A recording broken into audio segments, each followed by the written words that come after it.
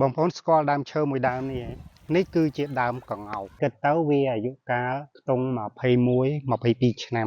ហើយអ្វីដែលខ្ញុំចង់និយាយនៅពេលនេះគឺប្រធានបទពាក់ព័ន្ធជាមួយនឹងអរិយប្រទេសព្រោះនៅក្នុងអរិយប្រទេសគឺវាពាក់ព័ន្ធជាមួយនឹងអរិយធម៌ហើយនៅក្នុងអរិយធម៌វាមានធាតុពីរ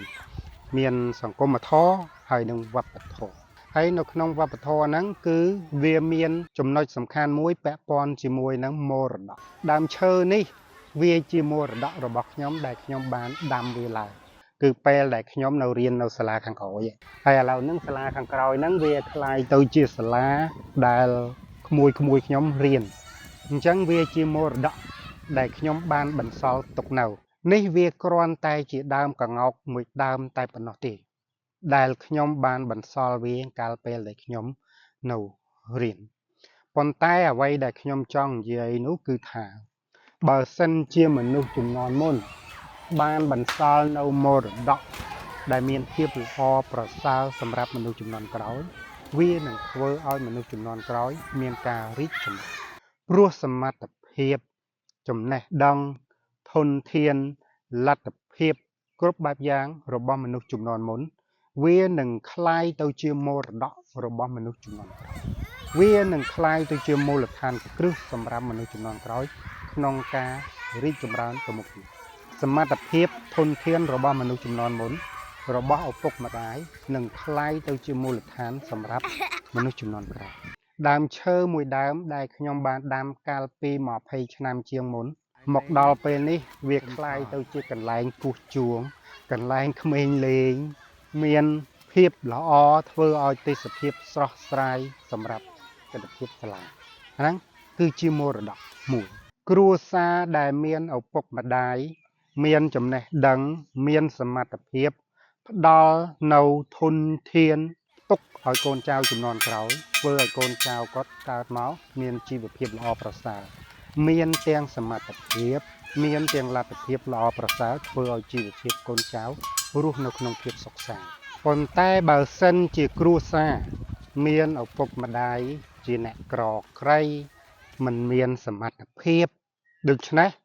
ឥទ្ធិពលមរតករបស់ដូនតាហ្នឹងវានឹងជះទៅឲ្យកូនរបស់គាត់កើតមកប្រកាសជាពេលដែលធំឡើងប្រកាសជាមានជីវភាពខ្វះខាតមានសមត្ថភាពមិនគ្រប់គ្រាន់ដោយសារគេដោយសារតែខ្វះមរតកដូនតាបន្សល់ទុកឲ្យចំណែកឯប្រទេសជាតិដូចគ្នាដែរបើសិនជាដូនតាវីរៈបុរសរបស់ប្រទេសជាតិមួយនោះខ្លាំងពូកែអាចធ្វើឲ្យប្រទេសជាតិរបស់គាត់คล้ายទៅជាអរិយប្រទេសតាំងពីជំនាន់ម៉ែឪមកដល់ពេលកូនចៅគឺកើតឡើងព្រិចមកមានទ្រព្យសម្បត្តិស្ដុកស្ដំមានផ្ទះវិឡាមានសន្តាគាររស់នៅសនុកសុខស្រួលស្កឹមស្កាយបាត់ដោយសារគេដោយសារតែមរតកជំនាន់មុនបានបន្សល់ទុកឲ្យឥឡូវយើងឧបមាទៅលើប្រទេសមួយចំនួនប្រទេសអាមេរិកពេលដែលចាប់ផ្ដើមកើតឡើងគឺជាប្រទេសមួយដែលក្រីក្របំផុតវេទនាលំបាកខ្លាំងណាស់ហើយជាពិសេសជំនឿសាសនានៅប្រទេសអាមេរិកកាលពីជំនាន់ដើមនោះគឺសាហាវណាស់វះពោះមនុស្សអីធ្វើពិធីបូជាយញ្ញមិនខុសអំពីប្រពៃណីរបស់ខ្មែរយើងកាលពីជំនាន់មុនប្រមាណទេវប្បធម៌មិនរីកចម្រើនប៉ុន្តែដោយសារតែវីរៈបុរសជំនាន់ក្រោយរបស់គេបានបង្កើតនៅអរិយធម៌របស់គេអ្នកប្រាជ្ញរបស់គេមានដូចជាអ្នកប្រាជ្ញផលិតយន្តហោះអ្នកប្រាជ្ញផលិតគ្រឿងសម្ភារៈផលិតកុំព្យូទ័រផលិតទូរស័ព្ទធ្វើឲ្យបច្ចេកវិទ្យាកាន់តែខ្ពង់ខ្ពស់ឡើងមកហើយដល់ពេលអញ្ចឹងមនុស្សជំនាន់ក្រោយមករីកចម្រើនរុងរឿងសម្បូរសប្បាយវិសេសវិសាលគឺដោយសារតែមរតកមនុស្សជំនាន់មុនដូច្នេះហើយប្រទេសអាមេរិកគេក្លាយទៅជាប្រទេសមហាអំណាចទាំងផ្នែកសេដ្ឋកិច្ចទាំងផ្នែកនយោបាយទាំងផ្នែកគ្រប់ផ្នែកមកនិយាយជារួមហើយពលរដ្ឋគេរស់នៅយ៉ាងសុខសន្សានតែម្ដងដោយសារគេដោយសារតែមរតកដូនតារបស់គេបានបន្សល់នៅវប្បធម៌ដ៏ល្អផូរផង់ទាំងវប្បធម៌រូបិយនិងវប្បធម៌អរូបិយ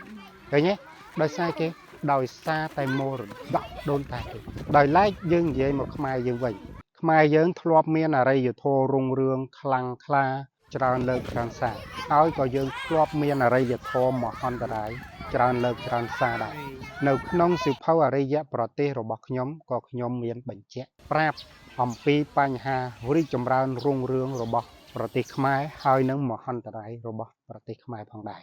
មរតកមនុស្សជំនាន់មុនគឺអាចសម្រេចជោគវាសនារបស់មនុស្សជំនាន់ក្រោយបើសិនជាម៉ែឪយើងបន្សល់នៅមរតកដ៏ល្អផូរផង់ឲ្យយើងនឹងរស់នៅសុខសន្តិប្រៀបដូចជាប្រទេសចឹងប្រទេសដែលមានវីរៈបុរសប្រទេសដែលមានអរិយធម៌ខ្លាំងក្លាបន្សល់ទល់កូនចៅគេខ្លាំងក្លាណាកើតមកមានតែដល់ពេលប្រទេសដែលអន់ថយបាត់បង់ប្រទេសពេលកូនចៅកើតមកអត់មានទឹកដីអានោះគឺចឹងគ្រួសារក៏ដូចគ្នាគ្រួសារដែលម៉ែឪមានជីវភាពទូធាម៉ែឪមានសមត្ថភាពខ្លាំងធ្វើឲ្យកូនចៅហ្នឹងរស់នៅបានសុខសាន្តគ្រាន់តែកើតមកមានធនធានសបោសបាយបាទគ្រាន់តែកើតមកមានលុយរាប់ម៉ឺនដុល្លាររាប់សែនដុល្លាររាប់លានដុល្លារធ្វើដើមទុនបាទចំណែកឯម៉ែឪដែលគ្មានសមត្ថភាពពេលកើតព្រិចមករត់តបាយហូបមិនចង់បានរត់តែកន្លែងដេកមិនបានគឺដោយសារគេដោយសារតែមរតកដូនតាហ្នឹងបន្សល់ទុកឲ្យ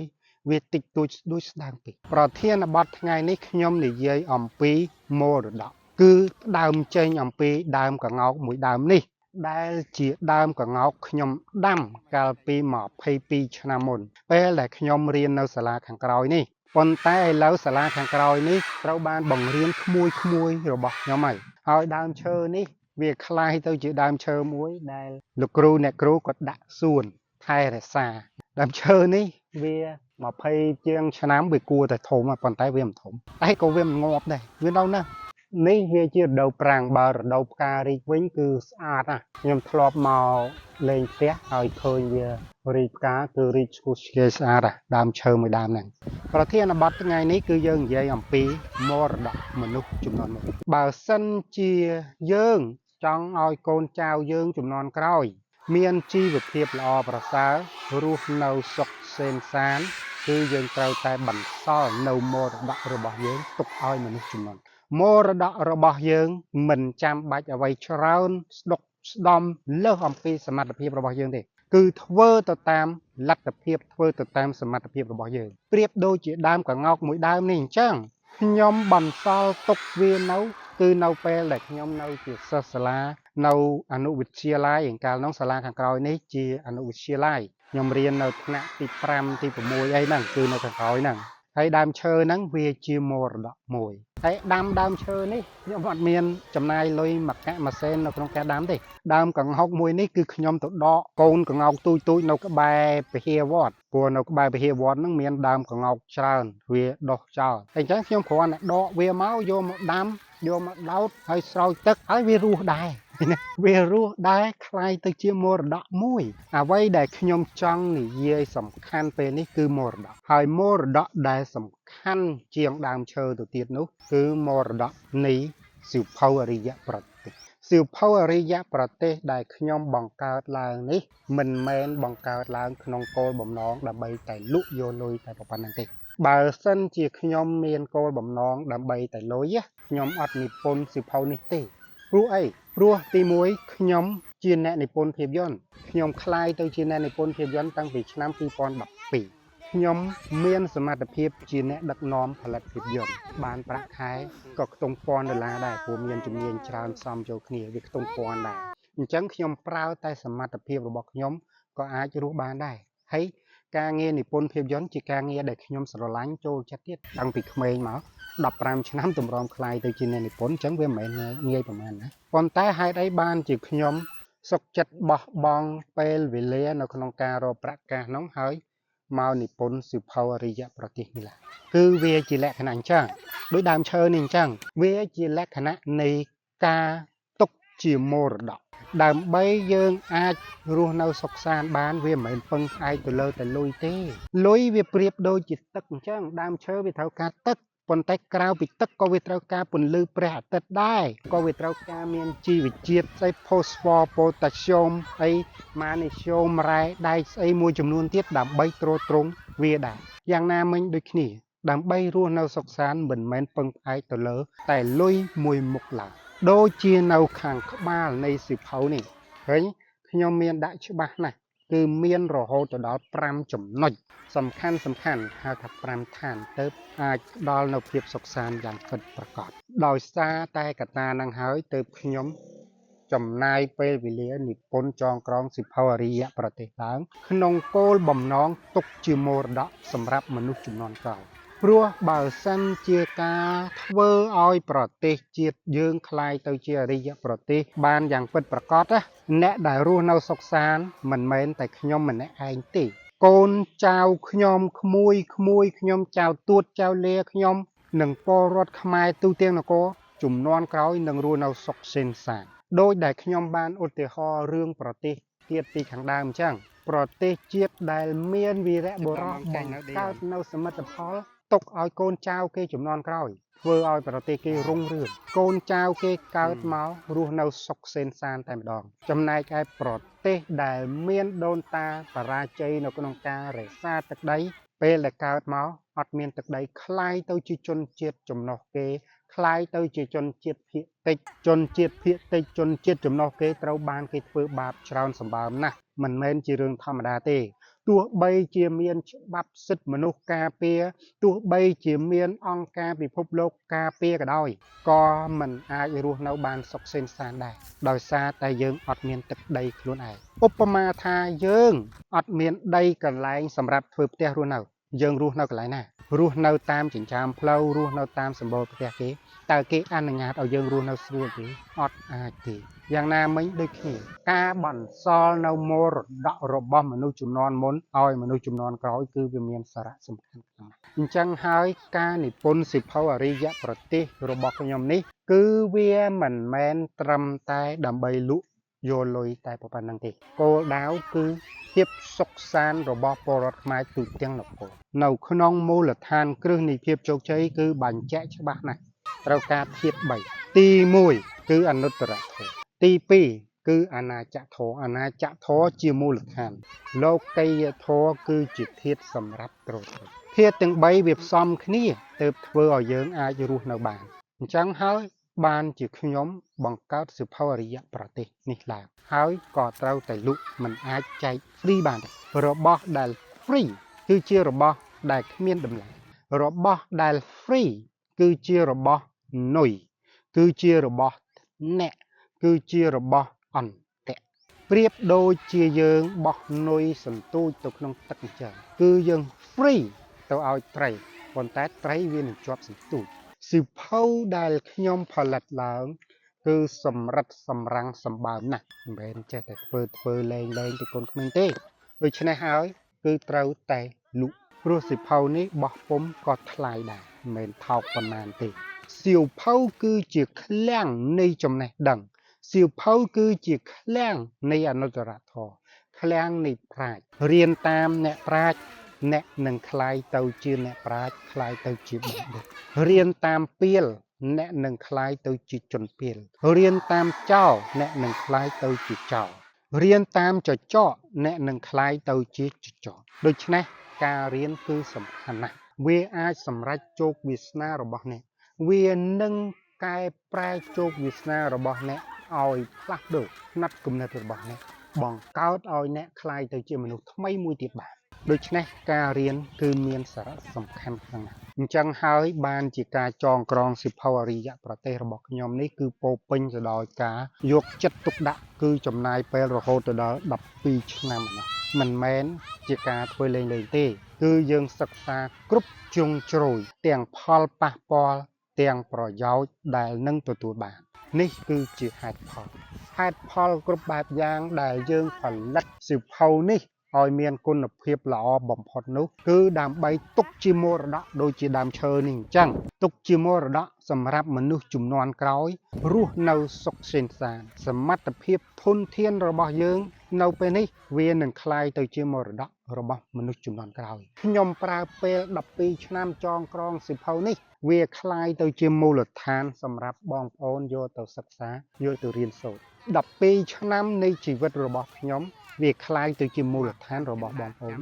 សម្រាប់ឆ្ពោះទៅរកភាពជោគជ័យវាคล้ายទៅជាកម្មចិន្តារបស់បងប្អូនសម្រាប់ឆ្ពោះទៅរកភាពសុខសេនសាន្តអញ្ចឹងវាមានសារៈសំខាន់សម្រាប់ជាមរតក ទុកឲ្យមនុស្សជំនាន់ក្រោយយើងមិនអាចគិតថាយើងសុខសាន្តតែយើងបានទេហើយក៏មិនអាចគិតត្រឹមតែជំនាន់យើងបានដែរក៏ត្រូវតែគិតអំពីមនុស្សជំនាន់ក្រោយផងដែរប្រទេសខ្មែរយើងជាង400ឆ្នាំចុងក្រោយយើងស្ថិតនៅក្នុងភាពមហន្តរាយប្រទេសគឺយើងធ្លាក់នៅក្នុងគ្រោះមហន្តរាយជាង400ឆ្នាំជាពិសេសក្នុងសម័យឧត្តមណាដោយសារគេដោយសារតែយើងដើរនៅក្នុងបន្តគេហៅថាបន្តចុះបើគណិតវិទ្យាគេហៅថាមេគុណ A ជាមេគុណអវិជ្ជមានអញ្ចឹងដើម្បីការពារកុំឲ្យមានអាមេគុណថយហ្នឹងគឺយើងត្រូវតែបង្កើតមេគុណកើនមេគុណកើនហៅថាសម័យកាលបន្តកើនណាអញ្ចឹងសម័យកាលបន្តកើនវាត្រូវកើនអញ្ចឹងដូច្នេះគឺវាត្រូវការមានមូលដ្ឋាននេះគឺសិភៅអរិយប្រទេសណាប្រធានបទរបស់ខ្ញុំថ្ងៃនេះគឺមរតកដែលសំខាន់បំផុតនោះគឺការធ្វើឲ្យប្រទេសយើងក្លាយទៅជាអរិយប្រទេសព្រោះពេលដែលប្រទេសយើងក្លាយទៅជាអរិយប្រទេសពលរដ្ឋយើងនឹងរស់នៅសុខសាន្តគ្រប់គ្នាទាំងអស់អត់មានថាតលតែសេដ្ឋីទៅសុខសាន្តតលតែឯកឧត្តមតលតែផ្កាយ1ផ្កាយ2សាក់2សាក់3ទៅសុខសាន្តមិនមែនទេតែយើងមានមូលដ្ឋានសុខសាន្តហើយសុខសាន្តទាំងអស់ឲ្យតែយើងមានមូលដ្ឋានគ្រប់ជ្រុងជ្រោយនៃភាពសុខសាន្តមូលដ្ឋាននៃភាពសុខសាន្តគឺវាមាននៅក្នុងសិភៅអរិយប្រទេសនេះគោលដៅសំខាន់គោលដៅធំបំផុតគឺបង្កើតនៅភាពសុខសាន្តជូនប្រជាពលរដ្ឋខ្មែរយើងហ្នឹងឯងប៉ុន្តែដើម្បីបានសុខសាន្តដោយដែលខ្ញុំបាននិយាយហើយនិយាយទៀតអញ្ចឹងគឺវាត្រូវការរហូតទៅដល់5ធាតុឯនោះចំណុចសំខាន់មួយគឺអាណាចក្រសុខសាន្តគឺជាមូលដ្ឋានគ្រឹះនៃភាពសុខសាន្តទាំងអស់បើអាណាចក្រមិនសុខសាន្តតើអ្នកគិតថាអ្នកអាចរកលុយបានមែនទេតើអ្នកអាចធានាបានទេទ្រព្យសម្បត្តិរបស់អ្នកមានរាប់លានដុល្លារជាសេដ្ឋីជាអុកញ៉ាតើអ្នកហ៊ានធានាបានទេថាទ្រព្យសម្បត្តិរបស់អ្នកនឹងជារបស់អ្នកបើសិនជាអាណាចក្រមិនសុខសាន្តនោះបើអាណាចក្រមិនស្ថិតនៅក្នុងរបបប្រជាធិបតេយ្យអ្វីវានឹងប្រែប្រួលទៅ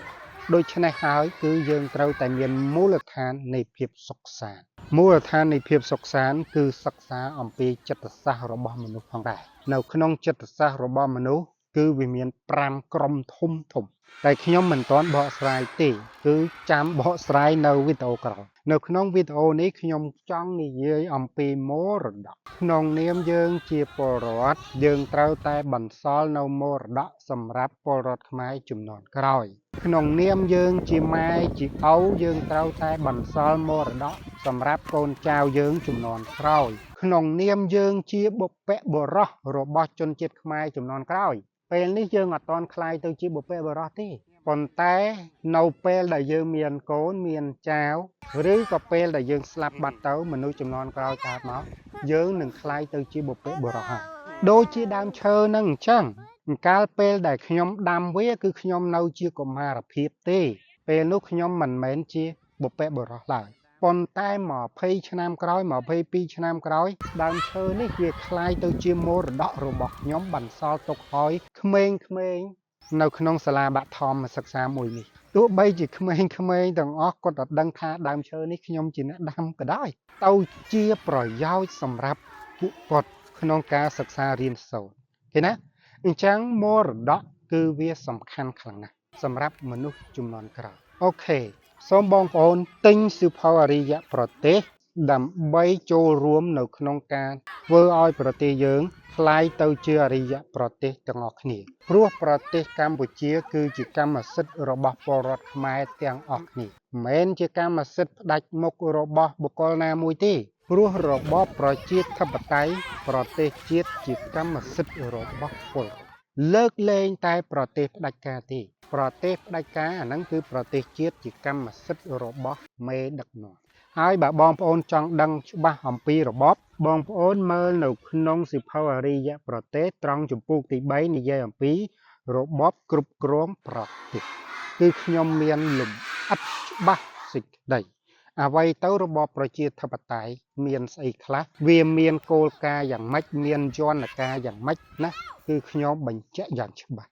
របបផ្ដាច់ការយ៉ាងម៉េចវាកើតឡើងពេលណាកើតឡើងដោយសារស្អីមានប្រមាណសម័យកាលរបបផ្ដាច់ការគឺមានបកស្រាយលំអិតទាំងអស់នៅក្នុងសៀវភៅអរិយប្រទេស កុំភ្លេចទិញសៀវភៅអរិយប្រទេសដើម្បីជាប្រយោជន៍សម្រាប់យើងទាំងអស់គ្នាវិនិយោគទៅលើសមត្ថភាពវិនិយោគទៅលើមូលដ្ឋានគ្រឹះវិនិយោគទៅលើរូបមន្តវិនិយោគទៅលើមេគាសម្រាប់អភិវឌ្ឍខ្លួនយើងអភិវឌ្ឍសង្គមជាតិយើងអភិវឌ្ឍប្រទេសជាតិយើងអភិវឌ្ឍគ្រប់បែបយ៉ាងដើម្បីភាពសុខសាន្តរបស់យើងមនុស្សនៅជុំវិញខ្លួនយើងនិងមនុស្សនៅជំនាន់ក្រោយៗនេះទៅជាឧត្តមភាពដ៏ពិសេសវិសាលដូចជាព្រះពុទ្ធបានបន្សល់ទុកនៅមរតកអីចឹងដែរដែលឲ្យឈ្មោះថាធម្មទានធម្មទានមិនមែនសំដៅទៅលើការឲ្យ free នោះទេគឺសំដៅទៅលើការផ្ដល់នៅអ្វីដែលជាប្រយោជន៍សម្រាប់នាំឲ្យមានភាពរីកចម្រើនរុងរឿងសុខសាន្តសម្បូរសប្បាយនឹងហើយគឺជាធម្មទានអរគុណច្រើនជួបគ្នានៅវីដេអូក្រោយបន្តទៀតតែកុំភ្លេចជាវសៀវភៅអរិយប្រទេស